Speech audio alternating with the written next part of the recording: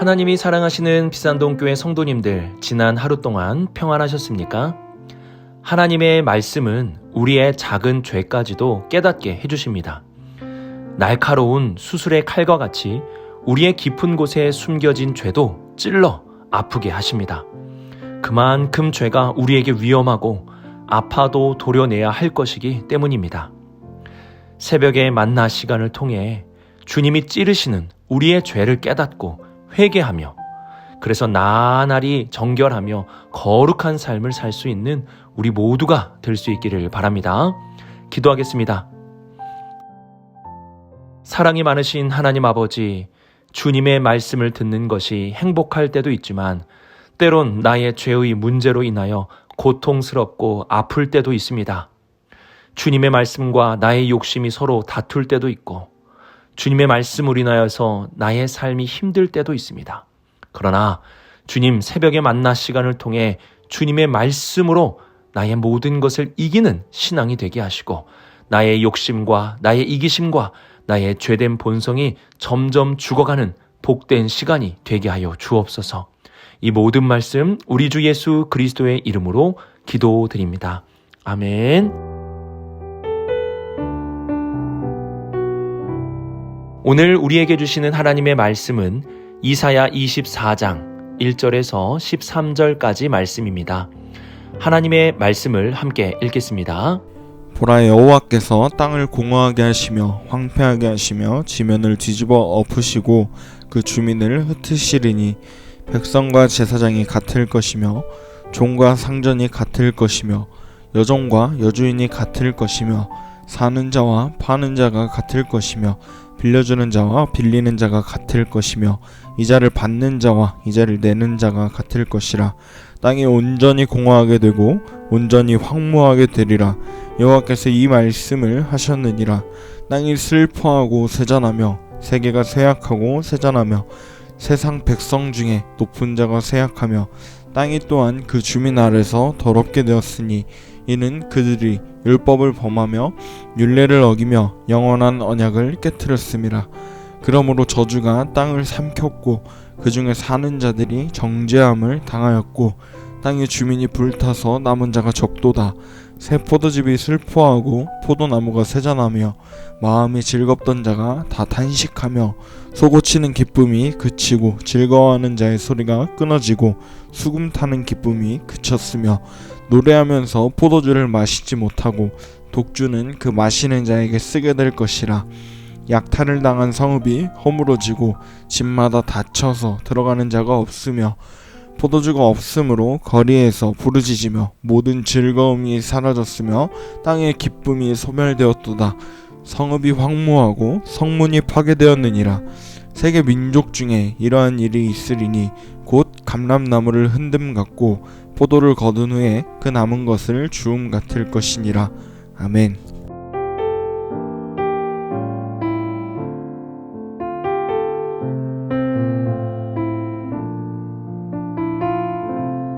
오늘 말씀을 보시면 유독 땅이라는 단어가 많이 반복됨을 보게 됩니다. 1절부터 13절까지 7번이나 땅이 반복이 되고 땅과 비슷한 지면이라는 단어까지 합치면 모두 8번이나 반복이 됩니다. 이전까지의 말씀을 살펴보면 하나님께서는 이스라엘의 땅, 바벨론의 땅, 모압의 땅, 블레셋의 땅과 같이 땅의 한계를 정해주셨는데요. 오늘 말씀에서는 그 어떤 땅의 한계도 나타나지 않습니다. 그냥 땅이라고만 말씀하십니다. 그 이유는 24장부터의 말씀은 특정한 땅이나 나라를 향한 것이 아니기 때문입니다. 이사야서를 크게 본다면 1장부터 12장까지는 이스라엘을 향한 말씀이고 13장부터 23장까지는 이스라엘 주변과 세계 열강을 향한 말씀입니다. 그리고 24장부터 27장까지는 온 땅, 온 나라를 향한 하나님의 말씀으로 나타나게 됩니다. 점점 하나님의 말씀의 대상이 커지고 있음을 보여줍니다. 그래서 4절에서는 오늘 말씀의 대상을 세계, 그리고 세상 백성이라고 말씀하고 13절에서는 세계 민족 중에라고 말씀하고 있습니다. 이제부터 우리는 특정한 나라가 아닌 온 세계와 온 열방을 향한 하나님의 말씀을 듣게 됩니다. 1절을 보시면 보라 여호와께서 땅을 공허하게 하시며 황폐하게 하시며 지면을 뒤집어 엎으시고 그 주민을 흩으시리니 라고 말씀하십니다. 어떤 특정한 지역만이 아닌 온 세계를 향한 하나님의 심판임을 말씀하고 있습니다. 그리고 2절을 보시면 백성과 제사장, 종과 상전, 여종과 여주인, 사는 자와 파는 자, 빌려주는 자와 빌리는 자, 이자를 받는 자와 이자를 내는 자와 같이 서로 대조되는 사람들이 같아진다고 말씀합니다. 온 세상을 향한 심판의 날에는 구분이나 나눔이 없다는 뜻입니다. 모든 대상이 같아지게 됩니다. 3절에서는 땅에 대한 심판을 확고하게 하신다는 뜻으로 온전히라는 말씀을 반복해서 하고 이 모든 것이 여호와께서 하신 말씀임을 강조합니다. 이처럼 하나님은 온 세계를 향한 심판을 선언하셨습니다. 이 일로 인하여 4절 말씀과 같이 온 땅이 슬퍼하게 됩니다. 그러면 하나님은 왜 이러한 심판, 온 세상을 향한 심판을 선언하십니까? 5절을 보시면 이 땅이 더럽게 되었다고 말씀합니다. 더럽게 되었다는 것은 환경에 대한 오염을 말하는 것이 아닙니다. 땅의 더러움은 율법을 범하며 율례를 어기며 영원한 언약을 깨뜨리는 것입니다. 우리는 그동안 이스라엘의 죄와 그 주변 국가들과 세계 열강들의 교만함을 살펴보았습니다. 이들은 하나님의 율법을 어겼습니다. 우선 율법이라는 것은 시내산에서 이스라엘 백성들에게 주신 10계명을 포함한 법을 말합니다.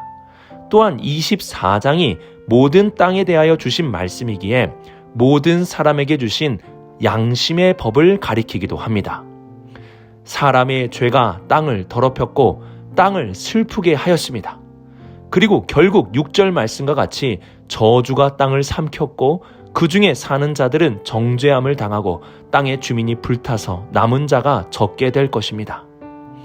오늘 말씀과 같이 죄는 땅에 영향을 줍니다. 그리고 우리의 죄는 하나님의 심판을 가져오게 되는 것입니다. 이사야는 세계 모든 나라에 미치는 땅의 저주와 하나님의 심판이 바로 우리의 죄의 문제라는 것을 분명하게 지적합니다.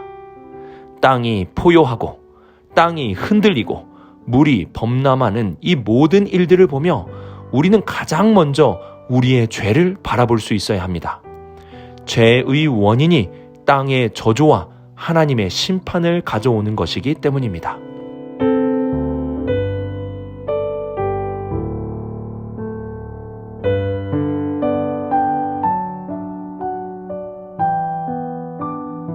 (7절을) 보시면 새 포도즙과 포도나무에 대해서 말씀하십니다.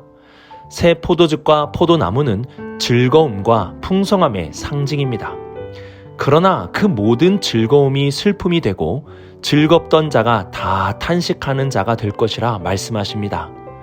또한 8절에서는 솟구치는 기쁨이 그치고 즐거워하는 자의 소리가 끊어지고 수금 타는 기쁨이 그쳤다고 말씀합니다. 즐거움이 사라지게 된다는 것입니다. 왜 그러합니까? 새 포도즙으로 인한 즐거움이 왜 사라집니까? 이 또한 우리의 죄악 때문임을 말씀합니다. 이 세상에 즐거운 것들이 얼마나 많이 있습니까? 그러나 나의 죄 위에서 행하여지는 모든 즐거움은 결국 슬픔이 되고 탄식이 되며 사라지는 것이 될 것입니다. 9절 말씀과 같이 모든 사람에게는 쓴 잠만 있게 될 것입니다. 더 나아가 11절에서는 땅의 기쁨이 소멸되었다고까지 말씀합니다. 세상의 즐거움의 소리가 사라졌습니다. 웃는 날이 없어진 것입니다. 왜 그러합니까? 이 세상의 죄로 인한 결과입니다. 이처럼 죄의 결과는 끔찍합니다. 땅이 저주를 받아 탄식하듯이 그 땅 위에 사는 사람들도 즐거운 것이 아니라 탄식하게 되는 것입니다. 땅이 뒤집어 엎어지는 것과 같이 그 위에 사는 사람들도 엎어지게 되는 것입니다. 우리는 죄를 결코 가볍게 여겨서는 안 됩니다. 아담 한 사람의 범죄로 인하여 많은 사람이 이 땅에서 죽게 되었습니다. 이것이 죄의 힘이며 죄의 영향력입니다. 우리는 다시 한번 죄의 심각성을 기억해야 합니다. 나 한 사람이 죄를 지었다고 하여 나 한 사람으로 끝이 나는 것이 아닙니다. 나의 죄는 땅에 사무치고 땅에 사무친 죄는 결국 우리의 탄식, 슬픔, 그리고 하나님의 심판으로 나타나게 될 것입니다.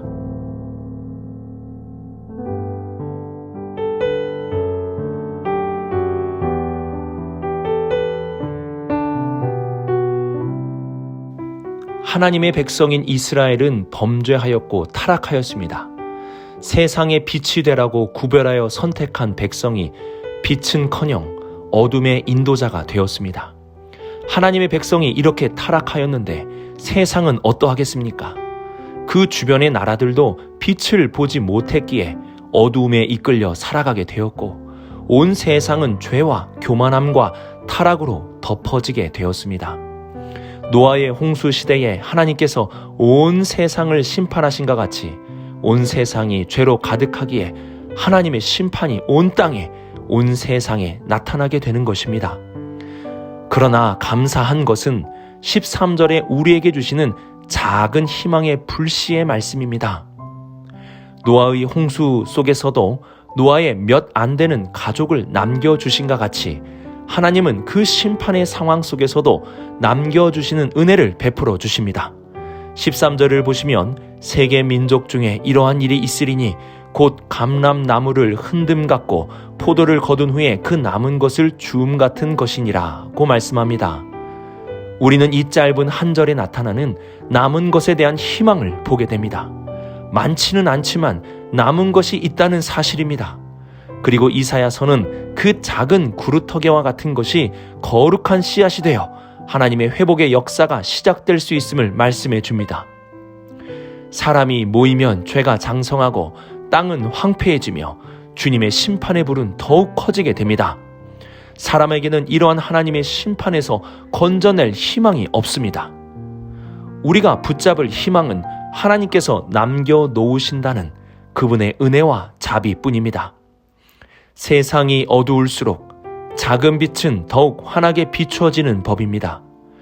빛이 아예 없다면 우리의 미래는 좌절과 절망뿐이겠지만 하나님은 우리에게 작은 빛을 놓아주셨습니다. 온 세계가 죄로 인하여 심판의 길로 향해 가고 있습니다. 우리나라뿐만이 아니라 전 세계적으로 끔찍한 죄의 소식들, 타락의 이야기들이 많이 들리고 있습니다. 우리는 죄의 심각성을 기억하며 그 심판의 길에서 돌이킬 수 있어야 합니다. 예수님은 멸망으로 인도하는 문은 크고 그 길은 넓어 그리로 들어가는 자가 많다고 하셨습니다. 이처럼 죄의 길은 넓고 들어가는 자가 많이 있습니다. 우리는 그 길을 따라가서는 안 됩니다. 또한 우리는 하나님이 주시는 사랑과 인내의 작은 빛을 보며 생명의 빛을 따라가야 합니다. 그리고 더 나아가 우리가 이 세상의 빛이 되어 심판의 길을 가는 자들을 이끌어내줄 수 있어야 합니다. 어두운 세상이 아닌 어두움에 밝은 빛을 비춰주시는 주님을 따라가고 우리도 이 세상의 빛이 되어 죽어가는 자들을 인도할 수 있는 우리 모든 성도님들이 될 수 있기를 주님의 이름으로 축복합니다. 오늘의 말씀을 묵상하며 땅의 저주와 고통은 인간의 죄가 원인이라는 사실을 기억해야 합니다. 우리의 죄로 인하여 이 땅의 기쁨이 사라질 수도 있습니다. 죄는 그만큼 심각하며 무서운 결과를 가져옵니다. 이러한 죄의 길이 아닌 주님이 우리를 위해 남겨주신 생명의 빛을 바라보며 따라갈 수 있어야 합니다. 넓은 길이 아닌 십자가의 좁은 길로 나 혼자 사는 길이 아닌 한 사람이라도 함께 생명의 길로 인도할 수 있는 우리 모든 성도님들이 되시길 주님의 이름으로 축복합니다. 기도하겠습니다. 사랑의 하나님 아버지, 우리에게 죄의 심각성을 깨닫게 해주심에 감사를 드립니다. 매일의 삶 속에 죄와 싸우기는 피 흘리기까지 할 수 있게 하시고 죄의 영향력이 아닌 주님의 생명의 빛을 따라가는 우리 모두가 되게 하여 주옵소서. 나 혼자만 사는 이기적인 구원이 아니라 모두가 함께 사는 공동체적인 구원의 마음을 더하여 주옵소서. 이 모든 말씀 우리 주 예수 그리스도의 이름으로 기도드립니다. 아멘.